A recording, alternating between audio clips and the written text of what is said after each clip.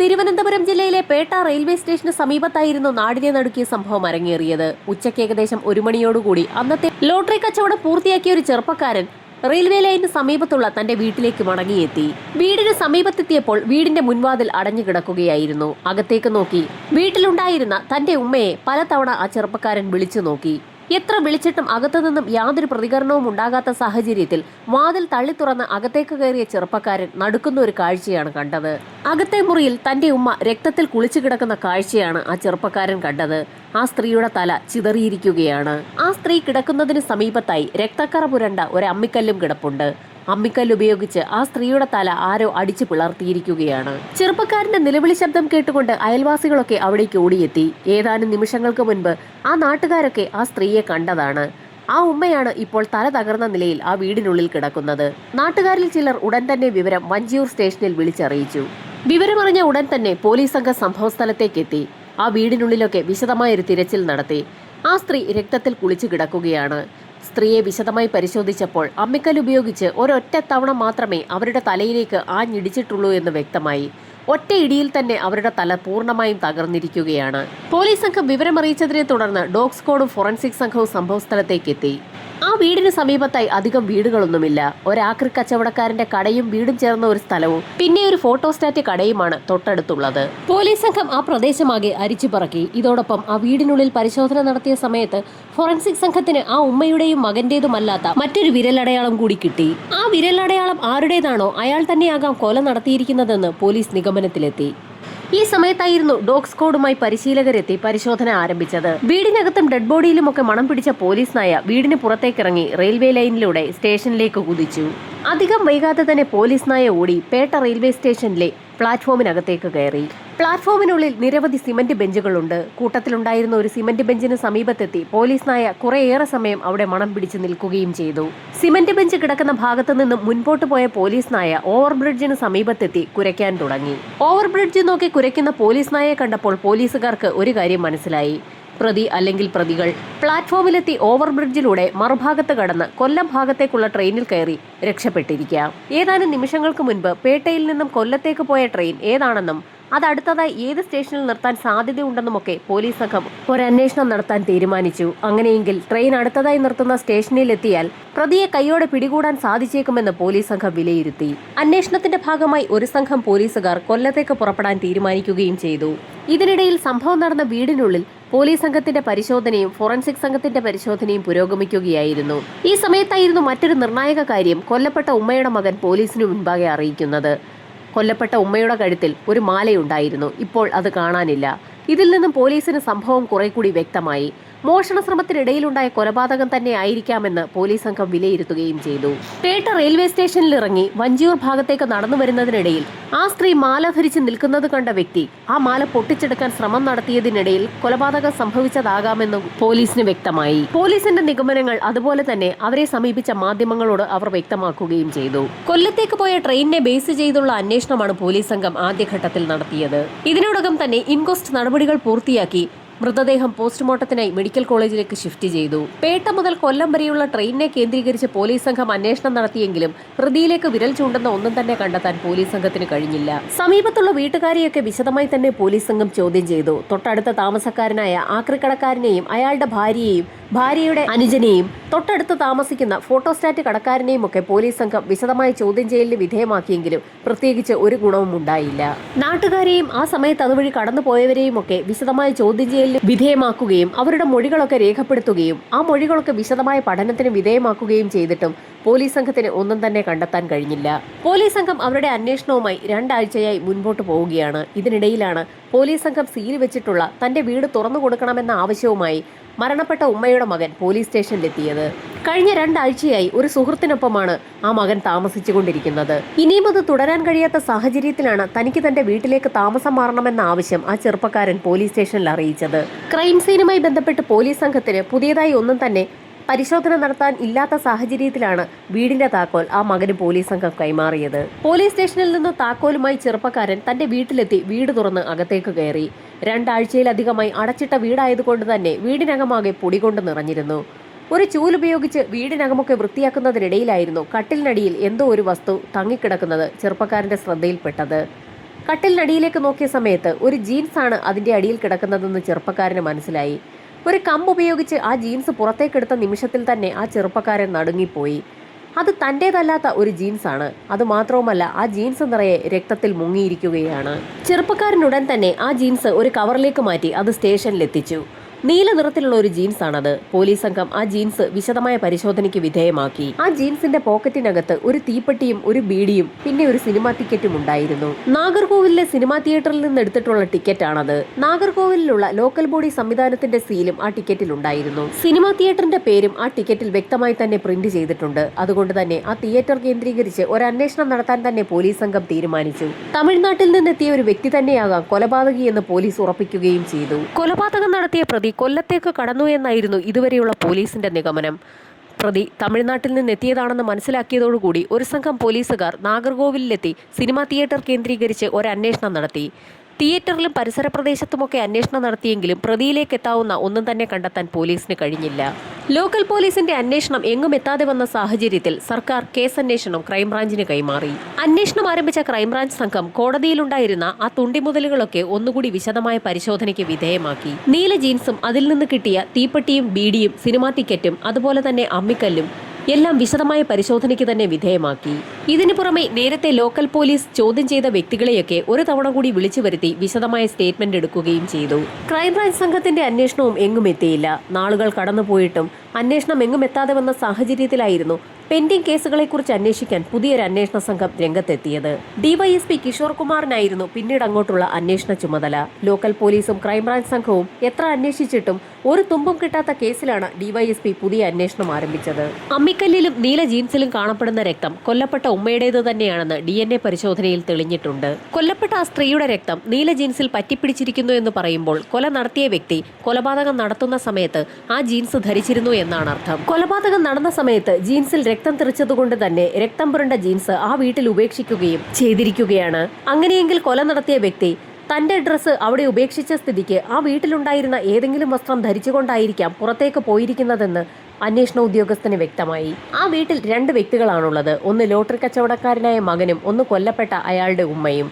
Lottery കച്ചവടക്കാരനായ ചെറുപ്പക്കാരനെ സ്റ്റേഷനിലേക്ക് വിളിച്ചു വരുത്തി അയാളുടെ ഏതെങ്കിലും വസ്ത്രം നഷ്ടമായിട്ടുണ്ടോ എന്ന് പോലീസ് സംഘം അന്വേഷണം നടത്തിയപ്പോൾ അയാൾ അത്ര ശ്രദ്ധിച്ചില്ലായിരുന്നു എന്നും വീട്ടിലുണ്ടായിരുന്ന തന്റെ ഒരു പാൻസ് കാണാനില്ല എന്നുള്ള കാര്യവും അയാൾ പോലീസിനെ അറിയിച്ചു. കൊലപാതകി ആരായിരിക്കാമെന്ന് ഡിവൈഎസ്പി കിഷോർ കുമാർ ആലോചിക്കുന്നതിനിടയിലായിരുന്നു മേശപ്പുറത്ത് വെച്ചിരിക്കുന്ന മറ്റ് 2 തെളിവുകളിലേക്ക് അദ്ദേഹത്തിന്റെ ശ്രദ്ധ പോകുന്നത്.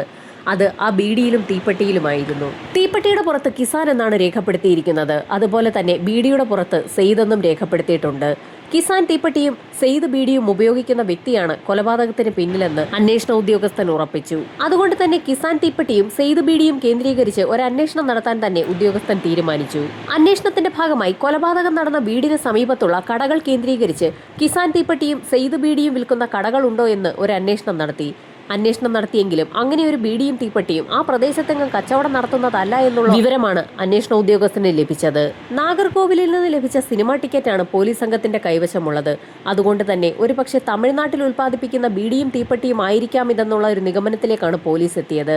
നാഗർകോവിലിൽ അന്വേഷിച്ചപ്പോൾ കിസാൻ തീപ്പെട്ടിയും സെയ്ദ് ബീഡിയും നാഗർകോവിലിൽ ഉൽപ്പാദിപ്പിക്കുന്നതാണെന്ന് അന്വേഷണ സംഘം കണ്ടെത്തുകയും ചെയ്തു. നാഗർകോവിലുള്ള തിയേറ്ററിൽ സിനിമ കണ്ട വ്യക്തി, അവിടെ നിന്നും ബീഡിയും തീപ്പെട്ടിയും വാങ്ങി ഉപയോഗിക്കുന്ന വ്യക്തി, തമിഴ്നാട്ടുകാരനായ ഒരു വ്യക്തി എന്തിന് പേട്ടയിലെത്തണമെന്ന് അന്വേഷണ സംഘത്തിന് സംശയം തോന്നി. കൊല നടത്തിയ വ്യക്തി തിരുവനന്തപുരം നാഗർകോവിൽ തമ്മിൽ എന്തെങ്കിലും ബന്ധമുള്ള വ്യക്തി തന്നെ ആയിരിക്കാമെന്ന് പോലീസ് ഉറപ്പിച്ചു. പ്രതിക്ക് നാഗർകോവിലുമായി ബന്ധമുണ്ടെന്ന് മനസ്സിലാക്കിയ അന്വേഷണ സംഘം നേരത്തെ രേഖപ്പെടുത്തിയിട്ടുള്ള മൊഴികളൊക്കെ ഒന്നുകൂടി പരിശോധിച്ചു തുടങ്ങി. ഏതെങ്കിലും മൊഴികളിൽ നാഗർകോവിലുമായുള്ള ബന്ധം ആരെങ്കിലും പറഞ്ഞിട്ടുണ്ടോ എന്നൊന്ന് മനസ്സിലാക്കുന്നതിന് വേണ്ടിയായിരുന്നു അത്തരത്തിലൊരു പരീക്ഷണം നടത്തിയത്. എന്നാൽ മൊഴികൾ ഓരോന്നും വായിച്ചു നോക്കിയിട്ടും അതിൽ നിന്നും നാഗർകോവിൽ എന്നൊരു വാക്ക് ആരും പറഞ്ഞതായി അന്വേഷണ സംഘത്തിന് കണ്ടെത്താൻ കഴിഞ്ഞില്ല. മൊഴി നൽകിയ വ്യക്തികൾ ആരും തന്നെ നാഗർകോവിലിനെ കുറിച്ച് ഒന്നും പറഞ്ഞിട്ടില്ലാത്ത സാഹചര്യത്തിൽ അന്വേഷണ സംഘത്തിന് ആകെ നിരാശയായെങ്കിലും അന്വേഷണ ഉദ്യോഗസ്ഥനായ കിഷോർ കുമാർ മൊഴി നൽകിയ വ്യക്തികളെയൊക്കെ ഒരിക്കൽ കൂടി സ്റ്റേഷനിലേക്ക് വിളിച്ചു വരുത്തി അവരുടെ വിശദമായ മൊഴിയെടുക്കാൻ തീരുമാനിച്ചു. മൊഴിയെടുക്കുന്നതിന്റെ ഭാഗമായി ആദ്യം സ്റ്റേഷനിലേക്ക് വിളിച്ചു വരുത്തിയത് കൊല്ലപ്പെട്ട ഉമ്മയുടെ അയൽവാസിയായ ആക്രിക്കടക്കാരനെ തന്നെയായിരുന്നു. ആക്രിക്കടക്കാരനെ കുറിച്ചും അയാളുടെ വീട്ടിലുള്ള ആളുകളെക്കുറിച്ചുമൊക്കെ പോലീസ് സംഘം വിശദമായി ചോദിച്ച് മനസ്സിലാക്കി. ആക്രിക്കടക്കാരനും അയാളുടെ ഭാര്യയും മക്കളും പിന്നെ ഭാര്യയുടെ അനുജനുമാണ് അയാളുടെ വീട്ടിലുള്ളത്. സംഭവം നടക്കുന്ന ദിവസം പ്രത്യേകിച്ച് ആരെയും കണ്ടിരുന്നില്ല എന്ന് ആക്രിക്കടക്കാരൻ പോലീസിന് മൊഴി നൽകി. ഈ സമയത്തായിരുന്നു വളരെ നിർണായകമായ ഒരു കാര്യം ഡിവൈഎസ്പി അയാളോട് ചോദിക്കുന്നത്. കിസാൻ തീപ്പെട്ടി ഉപയോഗിക്കുന്ന ഏതെങ്കിലും വ്യക്തികളെ തനിക്ക് പരിചയമുണ്ടോ എന്നുള്ളതായിരുന്നു ആ നിർണായകമായ ചോദ്യം. അത് കേട്ടപ്പോൾ തന്നെ കിസാൻ തീപ്പെട്ടി ഉപയോഗിക്കുന്ന വ്യക്തിയെ തനിക്ക് പരിചയമുണ്ടെന്നും തന്റെ ഭാര്യയുടെ സഹോദരൻ കിസാൻ തീപ്പെട്ടിയാണ് ഉപയോഗിക്കുന്നതെന്നും അയാൾ പോലീസിനോട് പറഞ്ഞു. കിസാൻ തീപ്പെട്ടിയും സെയ്ദ് ബീഡിയുമാണ് അയാളുടെ കോമ്പിനേഷൻ എന്ന് കൂടി ആക്രിക്കടക്കാരൻ പോലീസിനോട് പറഞ്ഞു. ശരിക്കും പോലീസുകാർ ആഗ്രഹിച്ച ഒരു മറുപടി തന്നെയാണ് ആക്രിക്കടക്കാരന്റെ വായിൽ നിന്നും വീണു കിട്ടിയിരിക്കുന്നത്. ആക്രിക്കടക്കാരന്റെ ഭാര്യയുടെ അനുജനെക്കുറിച്ച് വിശദമായി തന്നെ പോലീസ് സംഘം അയാളോട് അന്വേഷണം നടത്തി.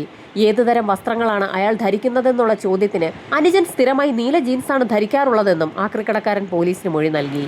കിസാൻ തീപ്പെട്ടി, സെയ്ദ് ബീഡി, നീല ജീൻസ് ഇത് മൂന്നും ഒരു വ്യക്തിയിലേക്ക് കണക്ട് ചെയ്യപ്പെടുകയാണ്. ഈ കണക്ട് ചെയ്യപ്പെട്ട വ്യക്തിയെ പലതവണ പോലീസ് സംഘവും ക്രൈംബ്രാഞ്ച് സംഘവും ഒക്കെ പലതവണ ചോദ്യം ചെയ്യലിന് വിധേയമാക്കിയിട്ടുണ്ട്. അന്നൊന്നും കേസിലേക്ക് വിരൽ ചൂണ്ടുന്ന ഒന്നും തന്നെ അയാളിൽ നിന്ന് ലഭിച്ചിട്ടുണ്ടായിരുന്നില്ല. എന്നാൽ ഇപ്പോൾ ആക്രിക്കടക്കാരന്റെ വായിൽ നിന്നും പല കാര്യങ്ങളും പോലീസ് അറിയുകയാണ്. ആക്രിക്കടക്കാരനിൽ നിന്നും കൂടുതൽ വിവരങ്ങൾ പോലീസ് സംഘം ചോദിച്ചറിഞ്ഞു. ചോദ്യം ചെയ്യലിൽ നിന്നും ഭാര്യയുടെ അനുജന് പനയിൽ നിന്ന് വെട്ടിയെടുക്കുന്ന നൊങ്ക് നഗരത്തിലൊക്കെ സപ്ലൈ ചെയ്യുന്ന ബിസിനസ്സാണെന്നാണ് അയാൾ പോലീസിനോട് പറഞ്ഞത്. ഇതുമായി ബന്ധപ്പെട്ട് നാഗർകോവിലിൽ നിരവധി കർഷകരുമായും ഭാര്യയുടെ അനുജന് ബന്ധമുണ്ടെന്നുകൂടി ആക്രിക്കച്ചവടക്കാരൻ പോലീസിന് മൊഴി നൽകി. നാഗർകോവിലുമായി ആക്രിക്കച്ചവടക്കാരന്റെ ഭാര്യയുടെ അനുജന് ബന്ധമുണ്ടെന്നുകൂടി അയാൾ സൂചിപ്പിച്ചതോടുകൂടി പോലീസ് സംഘത്തിന് വളരെ സന്തോഷമായി. ഈ സമയത്തായിരുന്നു മറ്റൊരു നിർണായക ചോദ്യം കൂടി ഡിവൈഎസ്പി ആക്രിക്കടക്കാരനോട് ചോദിക്കുന്നത്. ആ ഉമ്മ കൊല്ലപ്പെട്ട ദിവസം ആക്രിക്കച്ചവടക്കാരന്റെ ഭാര്യയുടെ അനുജൻ വീട്ടിൽ തന്നെ ഉണ്ടായിരുന്നോ എന്നുള്ളതായിരുന്നു പോലീസിന്റെ ആ ചോദ്യം.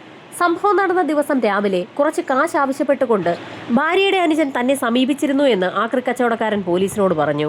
എന്നാൽ തന്റെ കയ്യിൽ പണമില്ല എന്ന് പറഞ്ഞ് അയാൾ ഭാര്യയുടെ അനുജനെ പറഞ്ഞയക്കുകയും ചെയ്തിരുന്നു.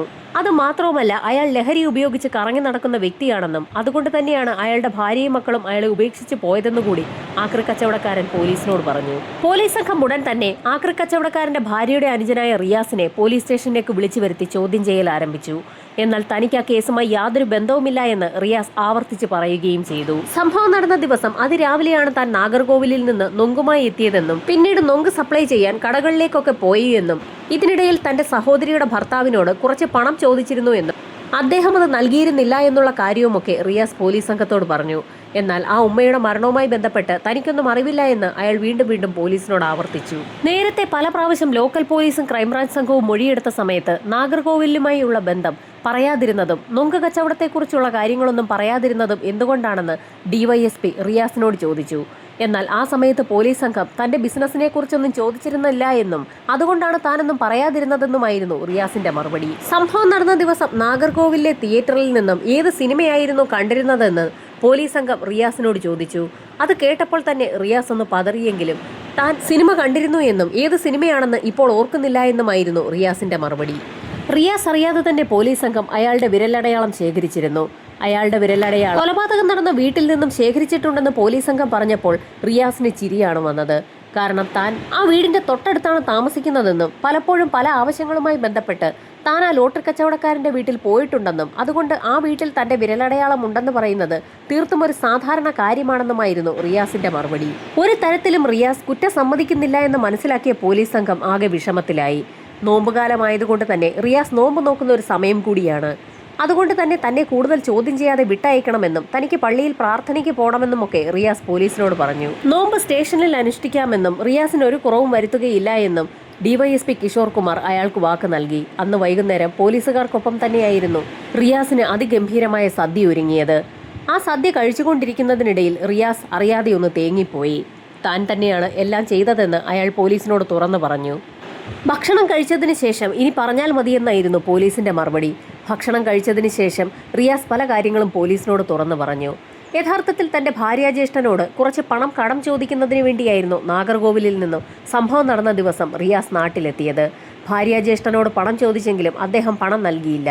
ഈ സമയത്ത് അവിടെ നിന്നും പേട്ട റെയിൽവേ സ്റ്റേഷനിലേക്ക് പോകുന്നതിനിടയിലായിരുന്നു റിയാസിന്റെ അയൽവാസിയായ ഉമ്മ തന്റെ വീടിന്റെ മുൻഭാഗത്തെ വാതിലടച്ച് അകത്തേക്ക് കയറിപ്പോയത്. ആ സ്ത്രീയുടെ കഴുത്തിൽ കിടക്കുന്ന മാലയാണ് റിയാസിന്റെ ശ്രദ്ധയിൽപ്പെട്ടത്. ആ പരിസരത്തെങ്ങും ആരുമില്ല എന്ന് മനസ്സിലാക്കിയ റിയാസ് ഒരു നിമിഷം കൊണ്ട് ആ തീരുമാനം എടുക്കുകയായിരുന്നു. ആരും അറിയാതെ തന്നെ ആ വീടിന്റെ പിൻഭാഗത്തെ അടുക്കളവാതിലിന് സമീപത്തെത്തിയപ്പോഴായിരുന്നു വാതിൽ തുറന്നു കിടക്കുന്ന കാഴ്ച റിയാസ് കണ്ടത്. വീടിനകത്തേക്ക് കയറി ആ സ്ത്രീയുടെ വായും മൂക്കും കൂടി പൊത്തിപ്പിടിച്ച ശേഷം മാല പൊട്ടിച്ചെടുക്കാനായിരുന്നു റിയാസ് തീരുമാനിച്ചത്. ആ തീരുമാനവുമായി റിയാസ് ആ വീടിന്റെ അകത്തേക്ക് പ്രവേശിച്ച നിമിഷത്തിൽ തന്നെ തന്റെ പിന്നിൽ ആരോ നിൽക്കുന്നതായി തോന്നി ആ സ്ത്രീ തിരിഞ്ഞു നോക്കുകയും റിയാസിനെ കാണുകയും ചെയ്തു. ആ സ്ത്രീക്ക് എന്തെങ്കിലും പറയാൻ കഴിയുന്നതിന് മുൻപ് തന്നെ സമീപത്ത് കിടന്ന അമ്മിക്കല്ലെടുത്ത് റിയാസ് ആ സ്ത്രീയുടെ തലയിലേക്ക് അടിക്കുകയും ചെയ്തു. റിയാസ് ആ കല്ലവിടെ ഇട്ട ശേഷം ആ സ്ത്രീയുടെ കഴുത്തിലെ മാല പൊട്ടിച്ചെടുത്തു. ഈ നിമിഷത്തിലാണ് തന്റെ ശരീരത്തിലാകെ രക്തം തെറിച്ചു എന്നുള്ള കാര്യം റിയാസ് ശ്രദ്ധിച്ചത്.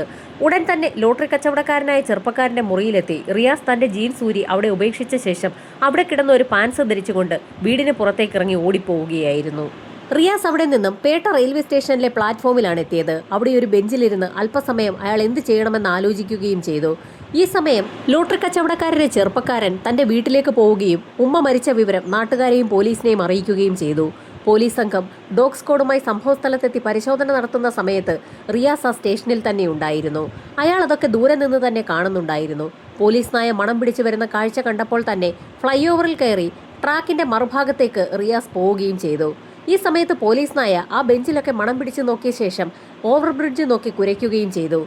യഥാർത്ഥത്തിൽ പോലീസ് നായ അവിടെ നിന്ന് കുരയ്ക്കുന്ന സമയത്ത് എതിർഭാഗത്തെ പ്ലാറ്റ്ഫോമിൽ റിയാസ് നിൽക്കുന്നുണ്ടായിരുന്നു. പോലീസ് നായ ഓവർബ്രിഡ്ജിലേക്ക് നോക്കി കുരയ്ക്കുന്നത് കണ്ട പോലീസുകാർ മറുഭാഗത്തെത്തിയ പ്രതി അവിടെ നിന്നും കൊല്ലം ട്രെയിനിൽ കയറി പോയിട്ടുണ്ടാകുമെന്ന് ഒരു നിഗമനത്തിലേക്ക് എത്തിയ സമയത്തായിരുന്നു കഥയാകെ മാറിമറിഞ്ഞത്. ഇതേ സമയം റിയാസ് ആ പ്ലാറ്റ്ഫോമിലൂടെ നടന്ന് ഒരു കോളനിക്ക് സമീപത്തെത്തി. നാടോടികൾ അവരുടെ ഡ്രസ് അവിടെ ഒരു അയയിൽ കഴുകി വിരിച്ചിട്ടിരിക്കുന്നത് റിയാസിന്റെ ശ്രദ്ധയിൽപ്പെട്ടു. റെയിൽവേ സ്റ്റേഷനിൽ ഡോഗ് സ്ക്വാഡും പോലീസും തിരച്ചിൽ നടത്തുന്നതിന്റെ ഭാഗമായി ആ പ്രദേശത്തുള്ള ആളുകൾ മുഴുവൻ റെയിൽവേ സ്റ്റേഷനുള്ളിൽ ഉണ്ടായിരുന്നു. അതുകൊണ്ട് തന്നെ ആ കോളനിയിലും ആരും തന്നെ ഉണ്ടായിരുന്നില്ല.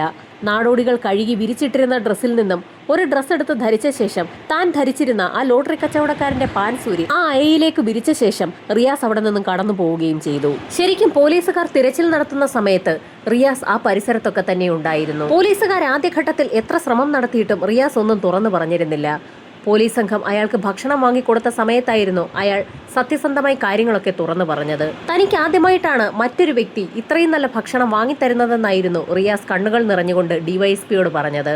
അന്വേഷണം പൂർത്തിയാക്കിയ പോലീസ് സംഘം കുറ്റപത്രം കോടതിയിൽ സമർപ്പിച്ചു. റിയാസിന് ജീവപര്യന്തം തടവ് ശിക്ഷ വിധിച്ചു എന്നുള്ള വാർത്തകളാണ് ഇപ്പോൾ പുറത്തു വന്നിരിക്കുന്നത്.